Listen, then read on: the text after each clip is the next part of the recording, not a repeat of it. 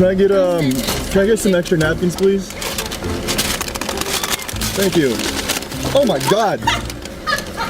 You put a cat in my... I didn't know this was a Chinese restaurant. That was so cute. Can I get a mini churro? 108, thank you. Hello. No, 108, please.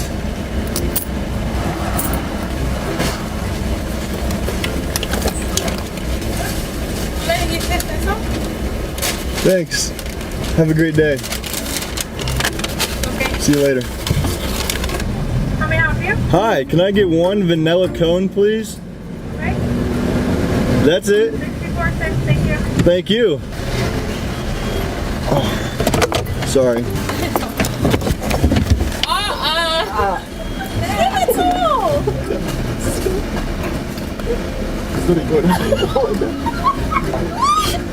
It's like 20 seconds. He just going at it. This is so funny. Oh my God. Oh, what just happened?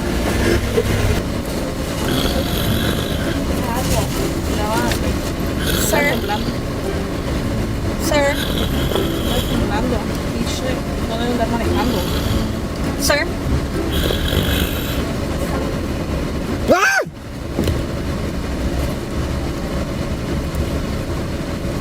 There you go. Where am I? Roberto, do you need help? I'm okay. Is this for me? Yeah. Oh.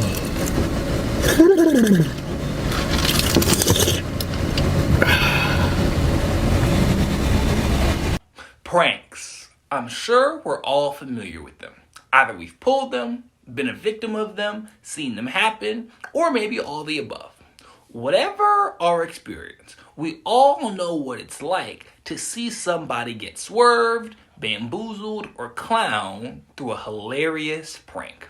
There is something that's just captivating about seeing somebody going through life only to be hit with something that they never saw coming. And what's interesting is that it could be said that the birth of Jesus was kickstarted by a swerve. By somebody getting hit with something that they never saw coming. But it was way deeper than any prank that could ever be pulled. It all began with a teenager named Mary, who was beginning a new life with the man of her dreams, a guy named Joseph. And everything was looking good for the happy young couple until it was found out that Mary was pregnant. And it was clear that Joseph was not the father. And because of this understanding, Mary's life was turned upside down. Because in those days, a woman who was pregnant under those circumstances was not embraced, was not respected, was not valued. And because that's how Mary was seen, her entire life had shifted. Mary had been swerved.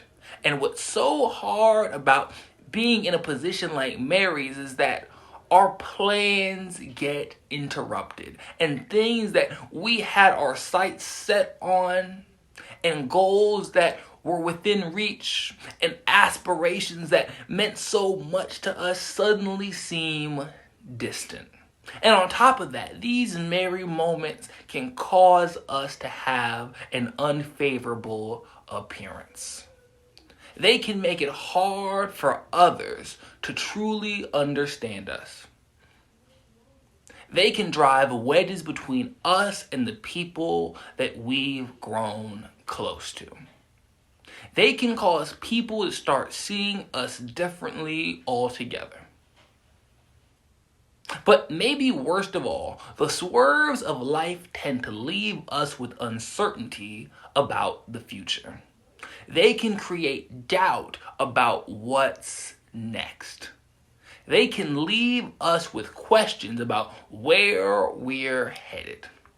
And they can generate an ongoing anxiety within us because deep down, we are terrified about what's waiting for us around the corner. And as Mary, in all likelihood, felt all of these things, the angel Gabriel appears and he begins to speak to Mary. Gabriel shows up, and the first thing he says to Mary is, "Hail, thou that art highly favored, the Lord is with thee. Blessed art thou among women." Gabriel comes to tell Mary that she's favored, that God's with her, that she's blessed. But Mary doesn't feel any of those things. Mary feels concerned and unsettled and probably very confused.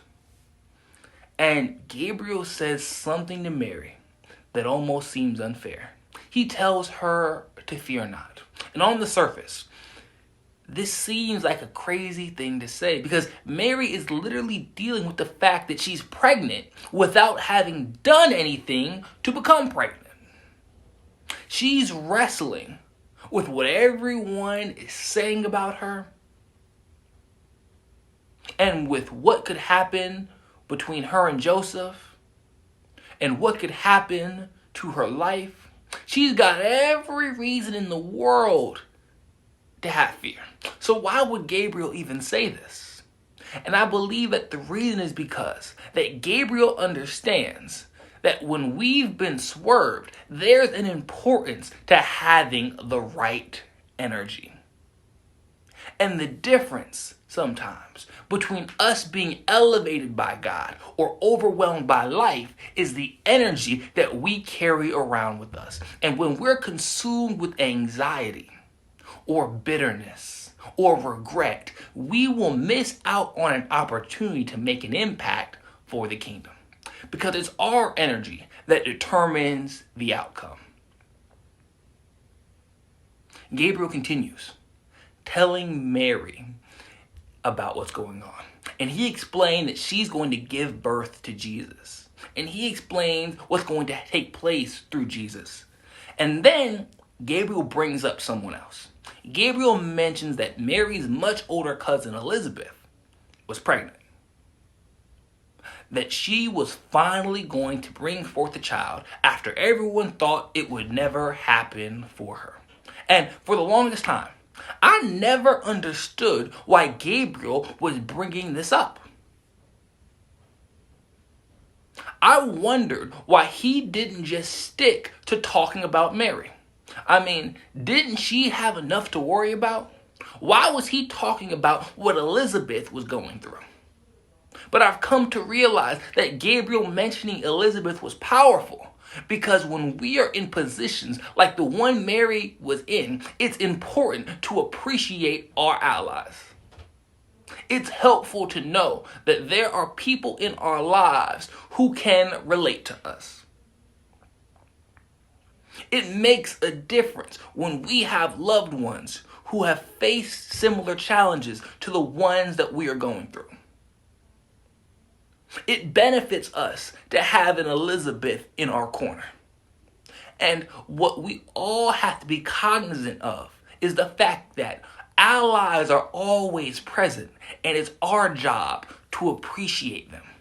Because the truth is that we can't appreciate our allies when we are too proud to ask for help.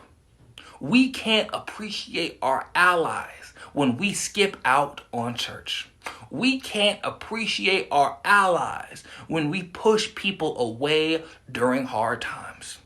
We can't appreciate our allies when we think we know better than everyone else all the time. Because it's our allies who can provide the aid in crucial moments that we need in order to press on. Gabriel, when reflecting on how Elizabeth became pregnant after being called barren, concludes by sharing a basic but powerful truth. He says, "For with God nothing shall be impossible." And I believe that this statement was so important for Mary to hear, and so important for us to hear now, Because when we feel swerved and our backs are against the wall and our minds are racing trying to figure out our lives, so much of the pressure that weighs on us can tend to come from us questioning if we can really manage all that's happening. And I know that this is the part where I'm supposed to give the motivational Christmas affirmation and say that we are capable and that we have what it takes and that we can push through. But the reality is that we don't always have the strength or the willpower or the vision that is needed to make it to the other side of what we're going through.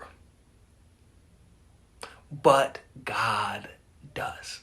Because where we stumble, God won't. Where we crash, God won't. Where we run out of answers, God won't.